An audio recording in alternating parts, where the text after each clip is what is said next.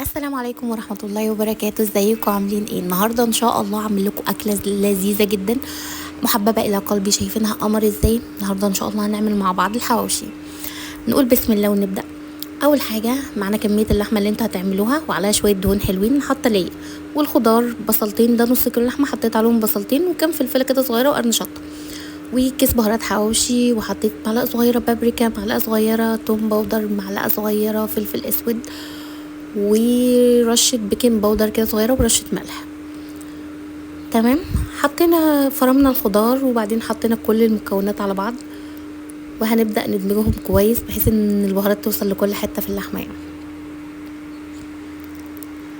على جنب هنا كنا انا مجهزة العيش بتاع الحواوشي. انا استخدمت العيش الابيض ده هو اللي كان موجود، لكن انا بحب العيش الردة اللي هو العيش البلدي اللي بيبقى فيه ردة، ده بيبقى حلو قوي.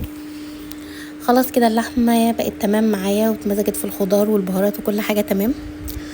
طيب لو مفيش عندنا ليا او دهون تقدري تضيفي معلقه سمنه بلدي كبيره، هتدي نكهه الدهون برضو هتبقى حلوه قوي. جبت العيش هنا فتحته وبدات اضيف اللحمه. انا بحب احط كميه حلوه بحيث يعني الواحد يشبع من الواحد يعني وكده. إيه، بدات ان انا احشي. ده اول واحد عملته ساده. تاني واحد هضيف له اضافه جميله قوي، هحط له جبنه موزاريلا. الجبنه الموزاريلا بتدي مطه كده حلوه، خصوصا لما يكون نوع حلو. انا هنا كنت مستخدمه الاطباء، هي نوعها حلو وبتدي مطه حلوه قوي. بدأت اضيف الجبنة اهو، وهي في التسوية بتدوب كده وبتمط وبتبقى حلوة.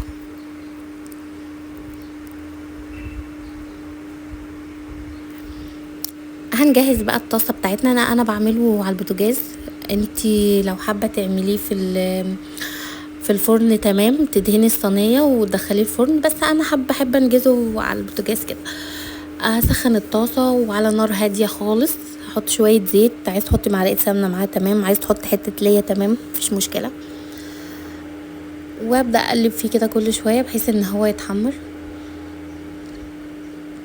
وعلى نار هادية اهم حاجة عشان اللحمة تستوي.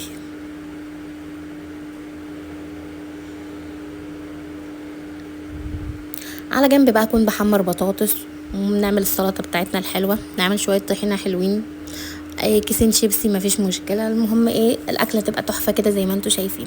متنسوش تعملوا لي لايك وشير وسبسكرايب. مع